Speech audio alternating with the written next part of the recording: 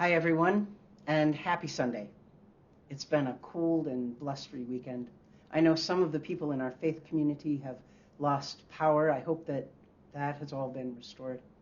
I also know that there are many people who live in our area who don't have homes to go to.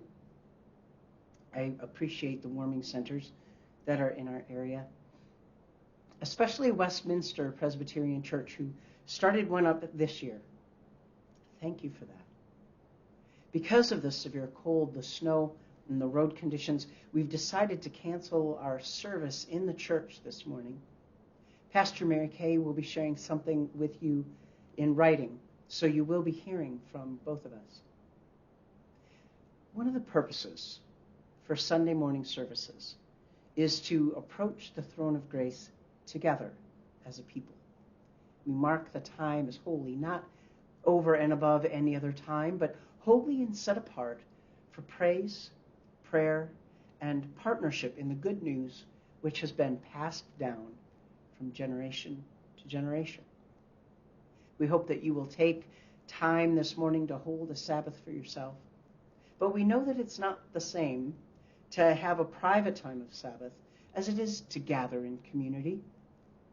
This virtual community is another way of gathering together and setting time apart for this type of holy moment. I'd like to share a reading with you. It's from Judges chapter 6, verses 11 through 16. It says this: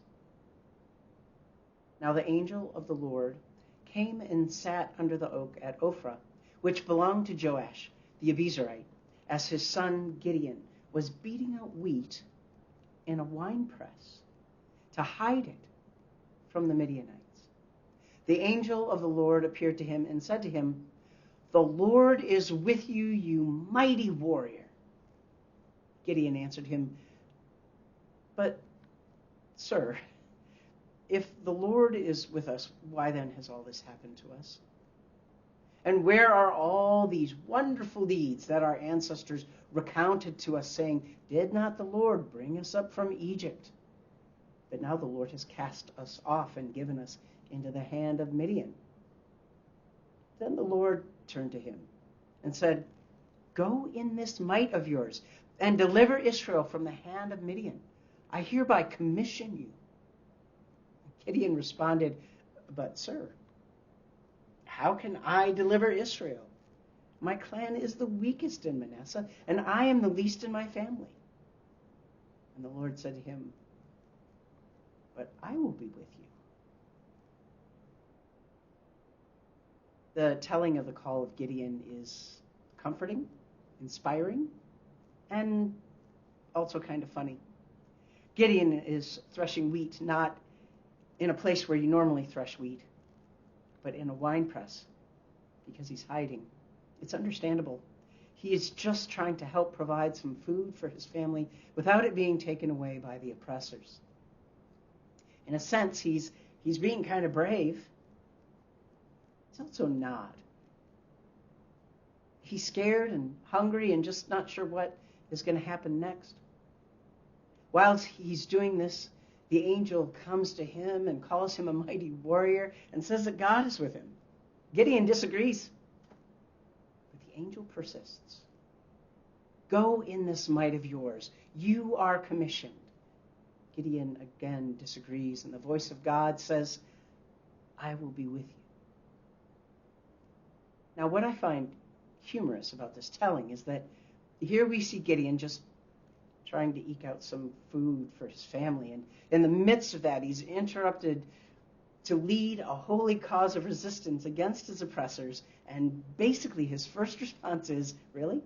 Are you serious? Have you seen the situation here? And do you know who I am?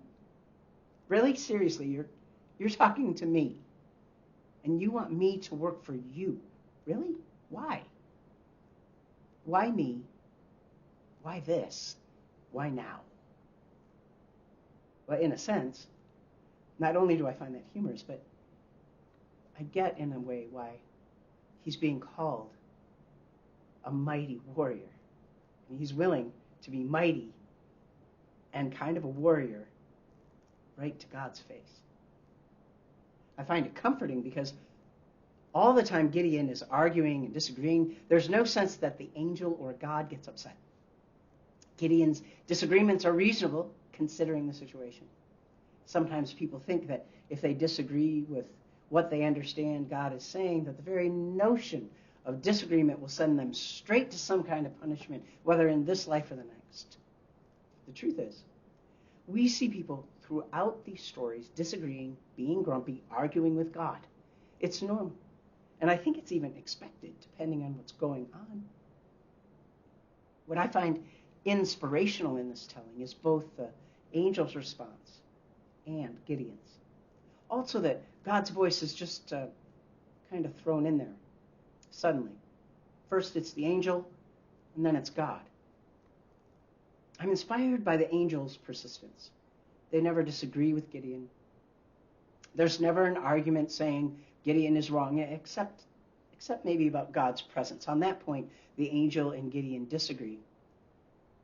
And then God chimes in. And still, Gideon is skeptical. The story goes on to talk about Gideon asking for signs to prove that this is God's messenger and God's presence. I also find it inspirational that Gideon wants evidence that he will be supported in this project of resistance and defiance, that he's not going to be hung out to dry by God or by the angel. I believe in faith. I believe in doing things in faith. But I don't promote non-thinking faith. Gideon is shown here as a real person with real needs. I can imagine myself or any one of us as Gideon being sometimes more willing than others, sometimes having more energy or conviction than other times, wanting to believe God more than maybe actually believing God sometimes, and yet when it comes down to it, doing what we need to do. Gideon's character has flaws like everyone's, but his character is sturdy. He's hiding while beating the wheat in the winepress, but he thought of a way to get food to his family where he might not get caught. He's clever, experimental. He tries things, and he wants to be on the right side of the situation. He's willing to be led, and he's willing to lead. This is my hope for us as we encounter situations which demand a response from us. Gideon's responses, well, they're not perfect, but they're honest. They're genuine, and they're bold. I also hope we take away a willingness to encounter God without shrinking. Gideon is bold as he talks to the angel and even to God. As humans, we do our best to understand the spiritual world, but there's so much we don't understand, and probably in this life can't, because it's beyond us. I guess that's another way of considering our theme, bread, bath, and beyond. We have to remember that our finite experience is just that. It's limited. The spiritual realm is vast and beyond our ability to totally grasp. I think that's a good thing. It keeps us reaching. It keeps us growing. This week, consider Gideon. Go ahead and argue with God. Go toe-to-toe.